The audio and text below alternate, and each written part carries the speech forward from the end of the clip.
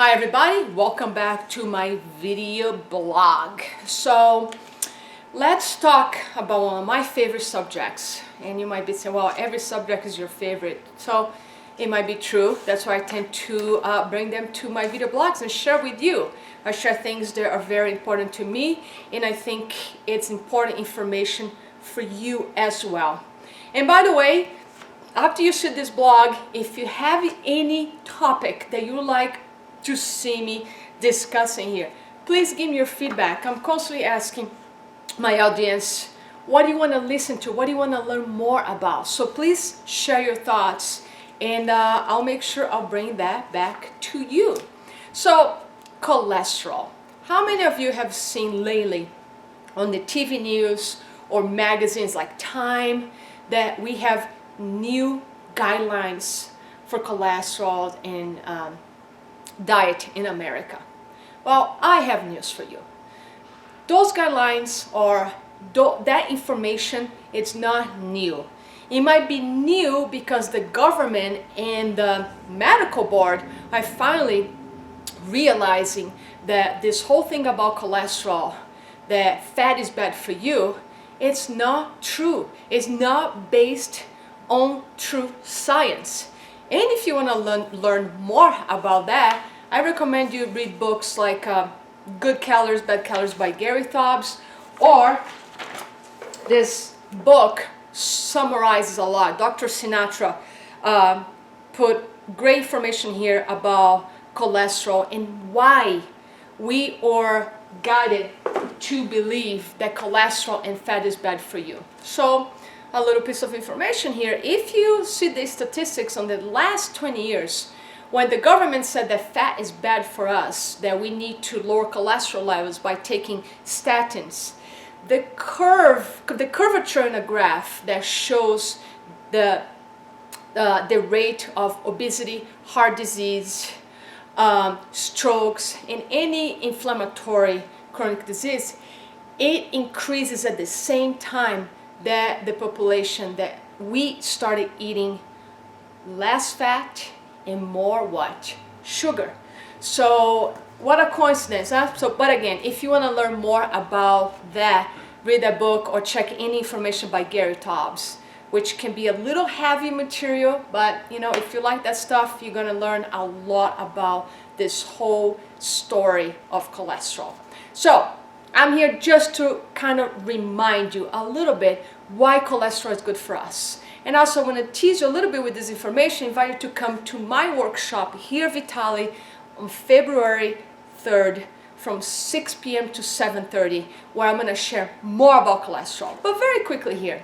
So going back to that, you just getting this news delivered to your mailbox, or you checking the website on CNN or Time Magazine or Forbes, and you're going to see things like this: fat is back. Or if you check Mercola site, he's a doctor, you're going to see new dietary guidelines reverse cholesterol recommendations. So there are tons of, all you need to do is to Google new guidelines on fats and cholesterol. You're going to find all sorts of information there if you prefer to read articles versus books.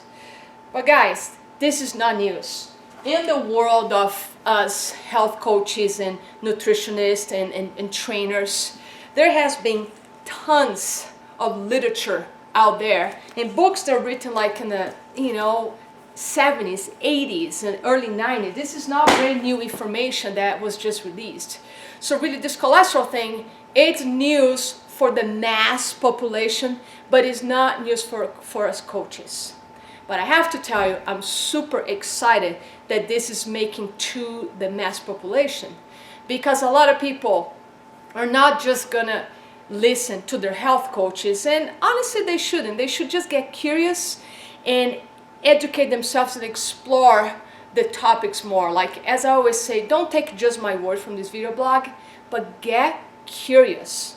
My desire here is really to trigger your curiosity, and you want to get more education about the topic, so you can have a discussion with your doctor if you're taking statins, and ask your doctor if you truly need to be taking statins to lower your cholesterol and why.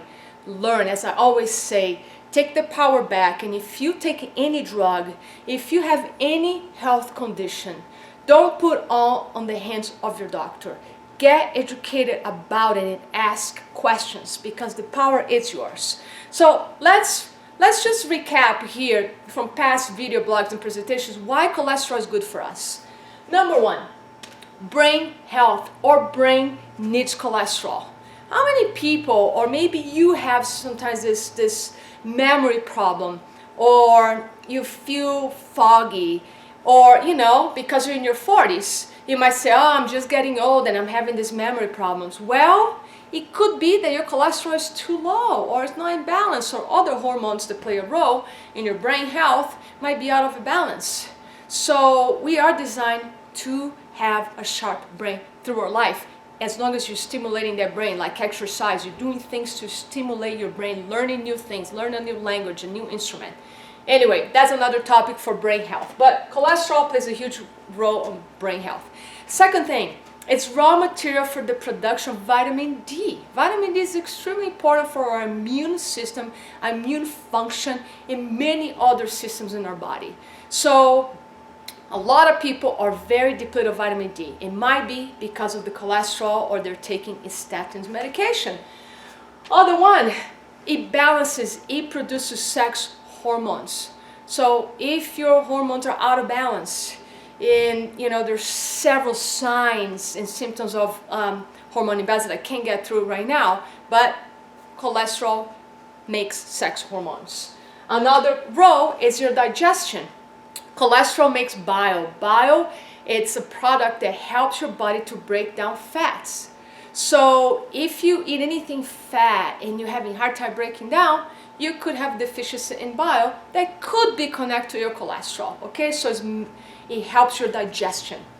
Another one, it fights toxins. It basically works for your immune system, because we constantly being exposed to a lot of toxins in the air, in the environment, through our foods, when we touch things outside, and our defense mechanism is working all the time. So cholesterol helps you with your defenses.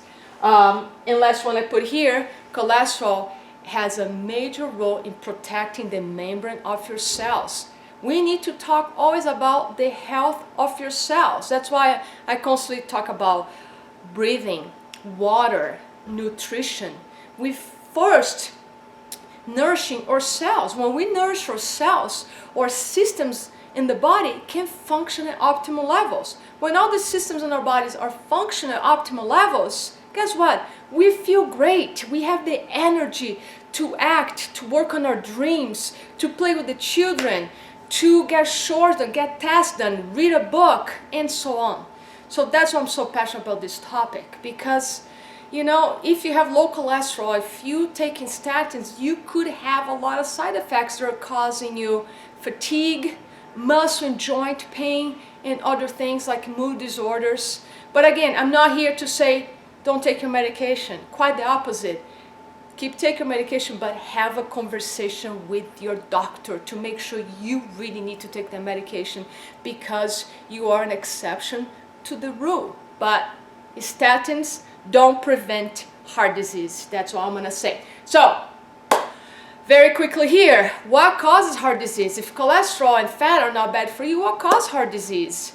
Number one, it's inflammation. And what causes inflammation in the body?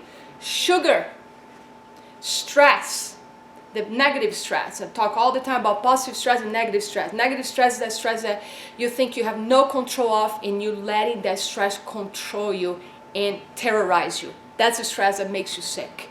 Number three, lack of sleep. A lot of people are totally neglecting the need for sleep. They say, I can function 5-6 hours. Guess what? You can, because you're very strong mentally, but it's hurting your body at the end of the day. And if you deprive yourself from sleep months and years, it's gonna cost your health, okay? So nutrition can reverse numbers in your blood tests and bring your hormones to optimum function and levels. Exercise and cut the refined sugar and refined carbohydrates. So inflammation is what really makes us sick. So please join me on February 3rd for a seminar here at Vitali, where I'm going to cover more cholesterol. We're going to talk about eating fat to lose fat. We're going to talk more about brain power.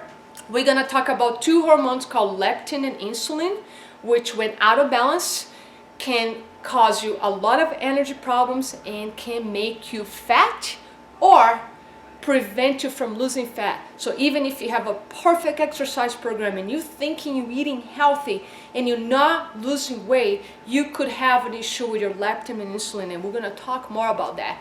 I'm going to talk more about inflammation, and I will talk about what blood tests could help you to identify good cholesterol and bad cholesterol. There's not really bad cholesterol. What there is a very small particle of LDL, and if they're very small and they are in high amounts in your body, that could be a problem. And you want to get a type of blood test that can identify the size of the particles of LDL and the quantity in your body. That can be an indicator that something is off in your body and you have a lot of inflammation and you might be prone for heart disease. More on my workshop, so please join me February 3rd. If you're not in Boulder, I'm gonna record a lot of clips of that workshop and share with you. But please stay tuned, check your emails in the next week or so. You're gonna get an invitation for that workshop, and I hope to talk to you very soon. Have a great day.